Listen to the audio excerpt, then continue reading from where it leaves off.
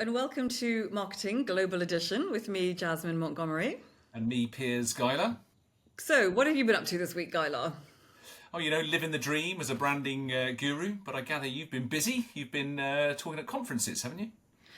Just taking part in a panel discussion, but yes, a super interesting conference on how brands can expand into the US market. Oh, very topical, very topical. We've got the inauguration of Donald Trump this week, haven't we? And of course, the US economy is doing really quite well, actually. So international brands will be looking to go there. Yeah, the United States just offers such a huge opportunity. It's such a massive market, over 300 million consumers, and it's one of the it is the most competitive and technologically advanced economy in the world. So yes, the rewards of breaking into the US are huge, but so are some of the risks. Oh, what are the risks, Jasmine? You're going to tell us? Well, listening to my fellow speakers at the conference who all knew far more than I did, I have to say, and they came from really different sectors from me. There were like people from legal, regulatory, tax, HR. It seems like there are just so many things to think about. And, from a legal standpoint, the US is quite a minefield. I mean, there are some crazy laws on the books in America. Really? Yeah, no, totally crazy. There are some things that you really need to think about from an advertising point of view. Like, did you know that having balloons with advertising on them is illegal in Hartford, Connecticut? Funnily enough, I didn't actually. No, well, I'm going to give you a little tour of some of the more weird and wonderful legal things I've discovered about America, which just cracked me up so much that I just have to tell you all. In Massachusetts, it's unlawful to deliver diapers, nappies to the rest of us, on a Sunday, regardless of emergencies. So you've got to take that into account if you're an e-commerce brand. In New Jersey, it's illegal to slurp soup. In Gainesville, Florida, chicken must be eaten with the hands, which some of these things you have to bear in mind, if you're making a food ad or something, you're advertising your new brand. So it is illegal to put ice cream on cherry pie in Kansas. And a warning to all hipsters out there, if you're launching a hipster coffee brand in Louisiana, there is an old ordinance that declares goatees illegal. That's a fair one, actually, to be honest. Well, yeah, absolutely fair enough. Okay, a few of them are my absolute favorites, right? There's some really funny ones involving animals. So in Alaska, it's legal to hunt a bear, but it is illegal to wake a bear up and take a picture for photo opportunities. So Right. if you're taking photos for Shutterstock or for your ads, don't wake the bear up to do it, okay? In Arizona, donkeys cannot legally sleep in bathtubs. In Florida, if an elephant is left tied to a parking meter, the parking fee has to be paid, just as it would for a vehicle, which I guess is kind of fair. Do you think these I are, really like, do you think these are like based on the fact that it happened once? oh, of course, I mean, absolutely. Although to that point, there's a law in Baltimore, Maryland, that it's illegal to take a lion to the movies. And I really want to know the backstory of who did that. But there's a great one. If you're thinking of marketing your brand for Valentine's Day in the state of Idaho, it's illegal for a man to give his sweetheart a box of candy weighing anything less than 50 pounds. And that is one I think they should make, all over the world. I really like that. Okay, but my two favorites, and then we'll move on to something a bit more serious. In Oklahoma, people who make ugly faces at dogs may be fined or jailed, which again, I think is quite right. I've seen some people make some really ugly faces at dogs and they should be jailed. And in Wyoming, you may not take a picture of a rabbit during the month of June. I So, mean, okay, tough stuff. crazy stuff. Okay, but to be slightly more relevant, what do you need to think about legally in terms of protecting your brand, your intellectual property? So, okay, to get serious, obviously, when you go into the US, you have to register your trademark. Luckily, because some people have asked, like, do you have to do that on a state by state basis? But no, you can register at the federal level, not state by state, which is really good. And you need to get your .com. So obviously, if you come from, somewhere where you've got like .co.uk or .co. Something, some other country, the best thing to do is to try and go for a .com, which is really difficult. .coms are, they work in America really well. They are kind of a global, the go-to globally. What I would say is that if you can get a .com brand name, That's quite a good proxy variable, actually, for availability of the trademark. So Agreed. it's hard to find a .com. Everything in the Oxford English Dictionary is registered as a .com. But if you can find something, you have to be creative. But if you can find something that works as a .com, it's more likely than another name to work on the US trademark registry. So that's the serious side of things. The other thing you have to do, of course, is you have to check that what you think is a unique name or a name that you've established in another market doesn't already exist in the US. So for example, in America, Magnum, which we think of here in England as an ice cream, in America is a condom. So there are lots of things to think about in terms of kind of regulatory requirements, tax, etc. But we're not lawyers. No, we're not indeed. So I guess we want to stay in our lane. So that's me trying to do an American accent. Very stay good. in our lane. Yeah. On this program anyway, and talk about marketing. So what are the main risks from a brand and marketing point of view? Yeah, and I'm going to have to apologise to all this. I think Piers and I are both going to break into our really rubbish American accents from time to time, this particular. So, look out for that, and apologies in advance. So, with any international expansion, and obviously we take clients into Asia, Africa, and the Middle East, and the US, in a sense, it's really always about the same thing, which is about kind of relevance, learning to speak the language of another culture. But even if we think it's one that we know well.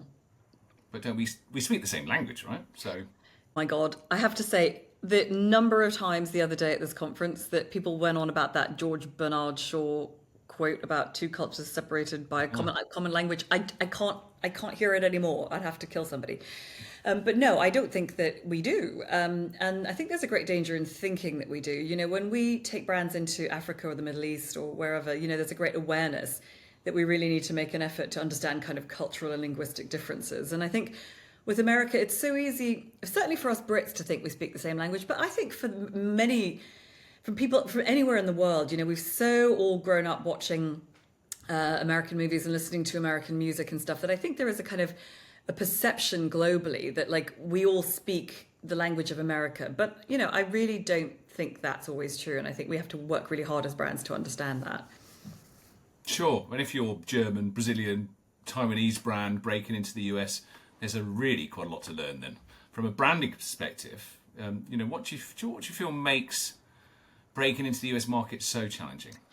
Well, I think in the first instance, it's really, it's both a single market and it's a collection of really diverse sub-markets. So I think people kind of almost forget how huge and how diverse it is, that really, in some ways, you're not marketing to a single country, you're marketing to 50 states.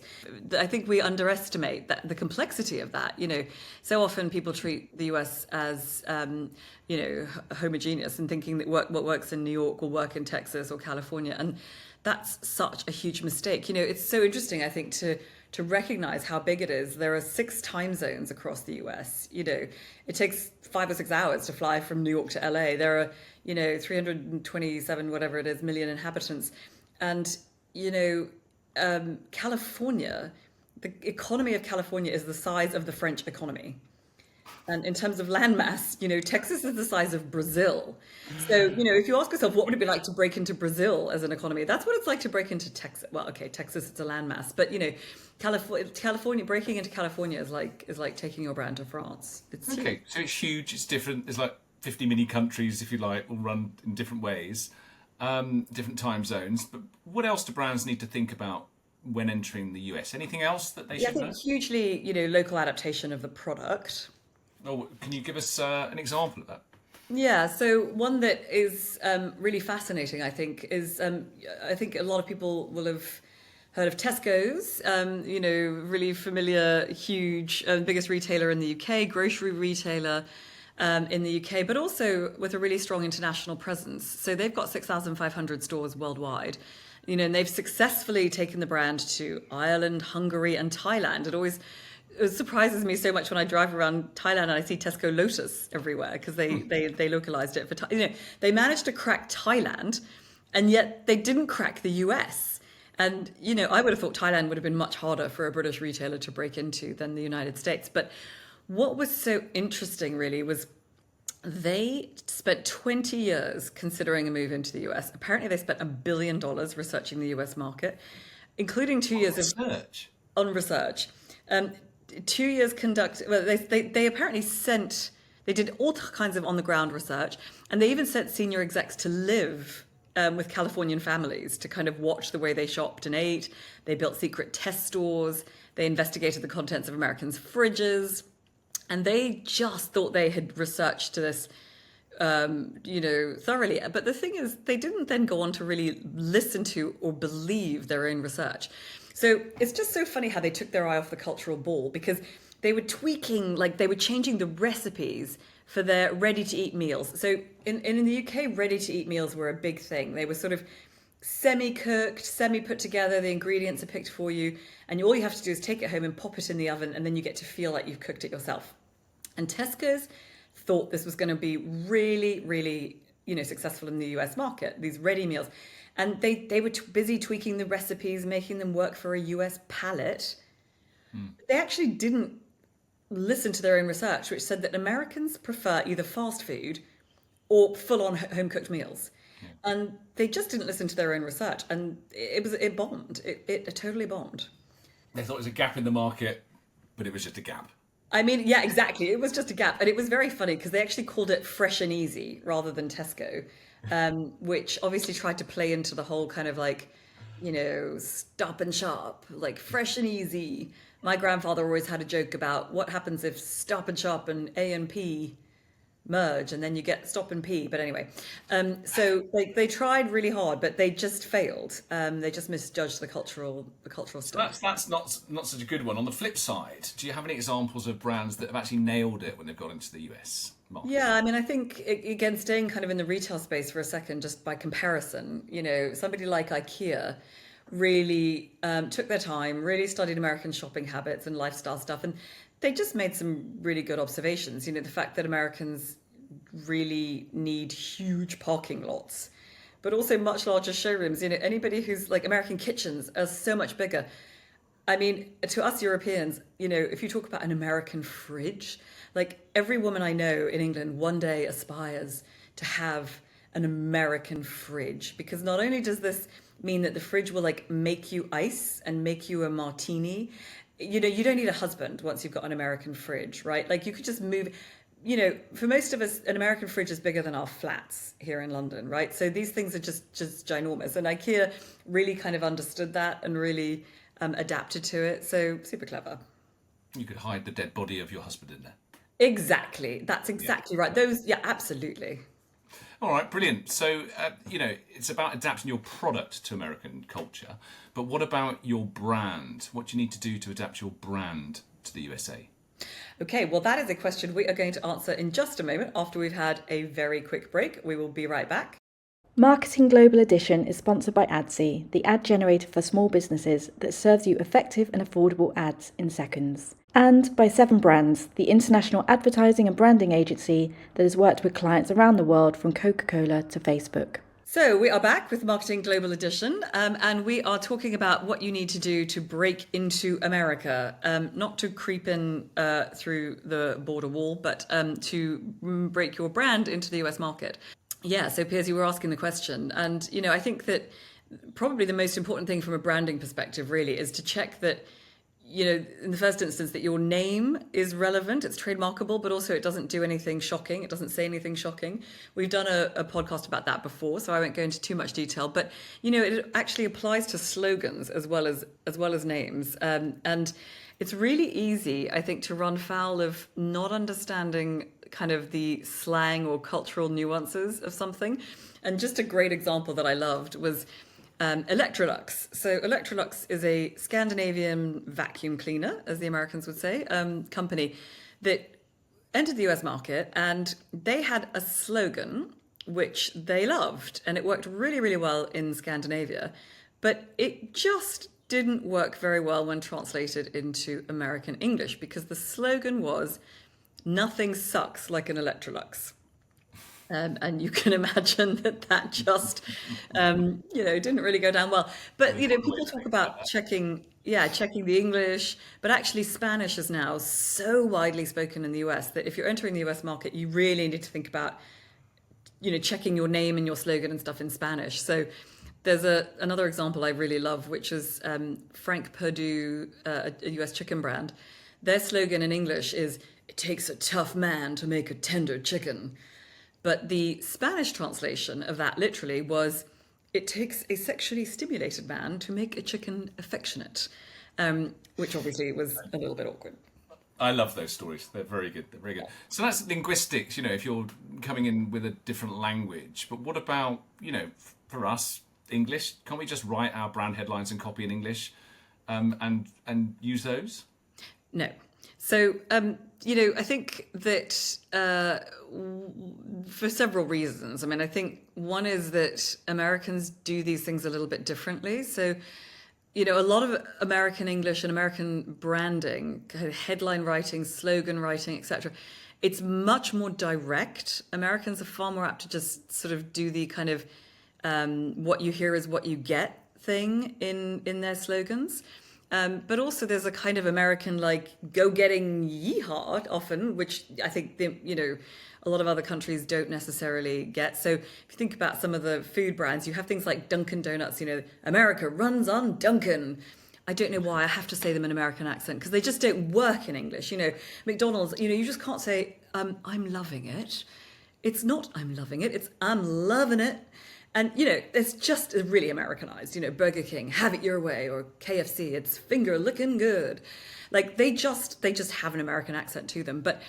And I think that's, partly that sort of directness is because the US version of English evolved over the last couple of centuries in order to sort of absorb, all these different waves of immigrants who arrived and, needed quite simple English to get by. But also because, a lot of the British, the way certainly the Brits speak, just doesn't make any sense to Americans. Euphemisms, for example. Can you give us an example of that for the audience? Yes. Okay. So I've written a little sentence, which if you are British will illustrate this. If you are American, you probably won't understand a word. You'll be flummoxed. Yes, exactly. Well done, Piers, and thank you for demonstrating what I mean. It's best to know your onions when it comes to understanding the difference between Americans and Brits. Failure to do so could mean your communications are a dog's dinner and that much of your messaging will go pear-shaped and your audience may think you've lost the plot and it might take donkey's years to get your message through.